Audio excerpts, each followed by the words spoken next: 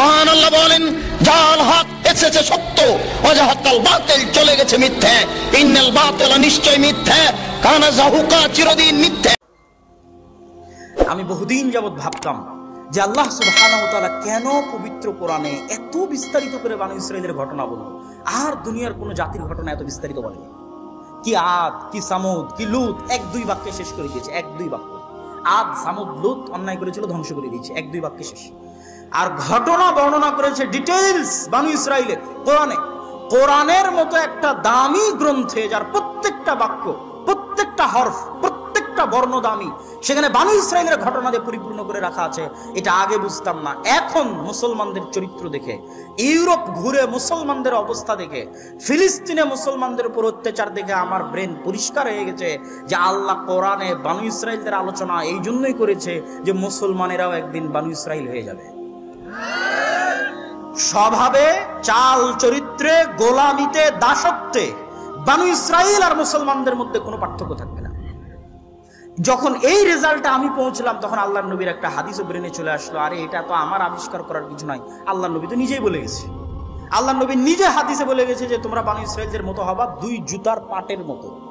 এক জুতার পাট আর এক জুতার পাটের সাথে যেভাবে মিলে যায়, আমার উম্মত বনী ইসরাঈলের সাথে ওইভাবে মিলে যাবে। বনী ইসরাঈলরা যদি 70 গ্রুপে বিভক্ত হয়ে থাকে, তাহলে আমার উম্মত 70 গ্রুপের চেয়ে বেশি ফিরকায় বিভক্ত হবে। বনী ইসরাঈলের কোনো ব্যক্তি যদি ওর মায়ের সাথে জেনা করে থাকে, তাহলে আমার উম্মতের একজন লোক মায়ের সাথে জেনা করবে। এইভাবে তোমরা মিলে যাবে। নাউজুবিল্লাহ।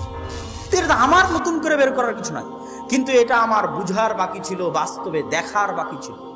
এখন আপনি মুসলমানদের দেখেন, ভারতের মুসলমানদের দেখেন, ইউরোপে যারা মুসলমান গেছে তাদের দেখেন, আপনার বাংলাদেশের হুজুরদেরকে দেখেন, আলেম ওলামাদেরকে দেখেন, কিভাবে একজন আরেকজনকে গালাগালি করতেছে, কিভাবে একজন আরেকজনের বিরুদ্ধে মারামারি করতেছে, কিভাবে একজন আরেকজনের বিরুদ্ধে লেখালেখি করতেছে। ন্যূনতম আত্মসম্মান, ন্যূনতম আত্মমর্যাদা থাকলে মানুষ যে ধরনের কথা বলে না, যে ধরনের আচরণ করে না, সেই ধরনের আচরণ সাধারণ মুসলমান তো দূরে থাক, আলেম ওলামারা করতেছে। তাহলে এরা যদি আজকের যুগের বনী ইসরাঈল না হয়, কারা আজকের যুগের বা কারা বনী ইসরাঈল হবে? স্বভাবে, চাল চরিত্রে বনী ইসরাঈল হয়ে গেছে মুসলমানেরা। এই জন্য মুসলমানদের ভাগ্যে বনী ইসরাঈলের ভাগ্য মিলে গেছে। কিভাবে? ফেরাউন যেভাবে বনী ইসরাঈলদেরকে জবাই করত দিনের বেলা প্রকাশ্যে, পৃথিবীতে কেউ বলার ছিল না, ওইরকম মূল্যহীন হয়ে গেছিল বনী ইসরাঈল। তো আজকের যারা বনী ইসরাঈল, তাদেরকে ওইভাবেই হত্যা করতেছে আজকের ফেরাউনেরা। কেন? ফিলিস্তিনে কি লুকিয়ে হত্যা করা হচ্ছে ভাই? ফিলিস্তিনে কি গোপনে হত্যা হচ্ছে? সারা পৃথিবীর কোটি কোটি মানুষের সামনে, কোটি কোটি মানুষের সামনে। গতকাল ফিলিস্তিনি একজন তরুণী তার ভিডিও দিয়েছে যে তারা আগে ভিডিও দিত ভাই বোন মিলে ভিডিও দিত, বাপের সাথেও ভিডিও দিয়েছে। আর এখন ভিডিও দিয়ে বলতেছে এই যে এটা আমার ভাইয়ের কবর, আমার ভাই মরে গেছে, যে ভাই আমার সাথে আপনাদেরকে ভিডিও দিত। এই যে এটা আমার বাপের কবর, আমার বাপ মারা গেছে, যে বাপও আপনাদেরকে ভিডিও দিত। দুনিয়ার মানুষকে সম্বোধন করতেছে যে এই যে দেখেন ফিলিস্তিনের এই অবস্থা, এই যে কারেন্ট নাই, এই যে পানি নাই, এই যে বিদ্যুৎ নাই, এই যে খাবার নাই, এই যে আমাদেরকে হত্যা করা হচ্ছে, এই যে আমার ভাইকে মেরে ফেলে দিল, এই যে আমার বাপকে মেরে ফেলে দিল, এই যে আমার বোনকে মেরে ফেলে দিল। লক্ষ লক্ষ মানুষ দেখতেছে, সারা বিশ্বের মুসলমানেরা দেখতেছে, মুসলিম দেশগুলো দেখতেছে, সারা বিশ্বের কাফের মুশরিকরা দেখতেছে, ইহুদি খ্রিস্টানেরা দেখতেছে, বিবিসিতে দেখতেছে, আল জাজিরাতে দেখতেছে, কিন্তু কথা বলার কেউ নাই। তাহলে আমরা যদি ওই যুগের বনী ইসরাঈল না হইতে, এর চেয়ে বড় উদাহরণ কি নিবেন? সেই যুগের ফেরাউনের কথা আল্লাহ কোরআনে বলছে যে ও জীবিত জবাই করে দিত পুত্র সন্তানকে চোখের সামনে। তারা তো জীবিত আমাদের শিশু বাচ্চাদেরকে হত্যা করতেছে সারা পৃথিবীর চোখের সামনে, কেউ বলার নাই। তাহলে আমরা বনী ইসমাইল কিন্তু হয়ে গেছি বনী ইসরাঈল। কেন? আমাদের স্বভাব চরিত্র, চাল চরিত্রের কারণে আল্লাহ বানিয়ে দিয়েছে। মুসলমানদের এই স্বাভাবিক চাল চরিত্র বিকৃত হলো কখন? একই কারণ, সেম কারণ। ঠিক যেভাবে 200-300 বছরের গোলামিতে, 200-300 বছরের ফেরাউনের গোলামিতে বনী ইসরাঈলের স্বভাব নষ্ট হয়ে গেছিল, ঠিক তেমনি 200 বছরের কলোনিয়াল সিস্টেমের গোলামিতে আমাদের চরিত্র বিকৃত হয়ে গেছে। ভাই আমরা 200-250 বছর থেকে গোলাম। আপনি মনে করেন না যে আমরা স্বাধীন হয়েছি? যেই দিন থেকে ব্রিটিশরা এই দেশে প্রবেশ করেছে 1757 সালের 23 জুন, সেই দিন থেকে আজ 2023 পর্যন্ত গোলাম আমরা। তাহলে কতদিনের গোলামি? প্রায় 200 থেকে 250 বছরের গোলাম। তো ওই 1757 23শে জুনে যে মুসলমানরা এই দেশে বসবাস করতো, ওর আত্মমর্যাদা ছিল, ওর আত্মসম্মান ছিল, ওর দাপট ছিল, ওর ক্ষমতা ছিল, ওর সাহস ছিল, আর আমানতদারিতা ছিল, ন্যায়পরায়ণতা ছিল।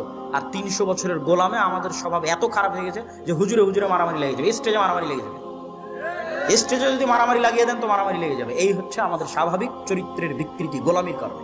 একটা উদাহরণ দিলাম। আর কবি ইকবালের ওই বাক্য তো আছেই যে সবক ফিরসে পড় আদালত কা, সাদাকত কা, শুজাআত কা। এ মুসলমানেরা, তোমরা নতুন করে সত্যবাদিতা শিখো, যেই সত্যবাদিতা তোমাদের নবীর জন্মগত বৈশিষ্ট্য ছিল। তোমরা নতুন করে ন্যায়পরায়ণতা শিখো, যেই ন্যায়পরায়ণতা তোমাদের নবী হওয়ার আগে জন্মগত ন্যায়পরায়ণ ছিল। তোমরা নতুন করে আমানতদারিতা শিখো, তোমাদের নবী জন্মগত আমানতদার ছিলেন। তোমরা নতুন করে সাহসিকতা শিখো, তোমাদের নবী জন্মগত সাহসী ছিলেন। আর তোমাদের সালাত সিয়াম হজ যাকাত থাকার পরেও তোমরা মিথ্যুক, তোমরা দুর্নীতিবাজ, তোমরা চরম অন্যায়পরায়ণ। এই জন্য আল্লাহ তোমাদেরকে গোলাম বানিয়ে দিয়েছে। তোমরা নতুন করে সত্যবাদিতা আমানতদারিতা শিখো, আল্লাহ তোমাদেরকে পুনরায় দুনিয়ার নেতৃত্ব দিয়ে দিবেন। আপনি যান, এই 3টে জিনিস পরীক্ষা করেন। একটা মসজিদ ধরেন, মসজিদ কমিটি ধরেন, মসজিদের ইমাম মুয়াজ্জিন ধরেন, ওই মসজিদে সালাত আছে, সিয়াম আছে, যাকাত আছে, মসজিদের মুসল্লি হজ করে এসেছে, কি নাই? সত্যবাদিতা নাই, আমানতদারিতা নাই, ন্যায় পরায়ণতা নাই। হয় কমিটি ইমামের উপর জুলুম করছে, না হয় ইমাম মুয়াজ্জিনের উপর জুলুম করছে, না হয় কেউ কারো নামে সত্য মিথ্যা কথা বলছে, না হয় কেউ টাকা মেরে নিয়ে আমানতদারিতার খেয়ানত করতেছে। মাদ্রাসায় যান, মাদ্রাসায় গিয়ে মাপেন, সালাত আছে, সিয়াম আছে, হজ আছে, যাকাত আছে, কি নাই? আমানতদারিতা নাই, ন্যায় পরায়ণতা নাই, সত্যবাদিতা নাই। ইসলামী দলে যান, ইসলামী সংগঠনে যান, কি আহলে হাদিস, কি সালাফি, কি নন আহলে হাদিস, কি হানাফি, ইসলামী দল সংগঠনে যান, গিয়ে দেখেন সালাত সিয়াম হজ যাকাত আছে, কি নাই? আমানতদারিতা নাই, ন্যায় পরায়ণতা নাই, সত্যবাদিতা নাই, সাহসিকতা নাই, চামচামি আছে, চাটুকারি আছে, দুর্নীতি পরায়ণতা আছে, মিথ্যাবাদিতা আছে, অসাহসিকতা আছে। এদেরকে দিয়ে কোনোদিন পৃথিবী বিজয় হবে না। আরও এমন ভিডিও পেতে আমাদের সাথেই থাকুন।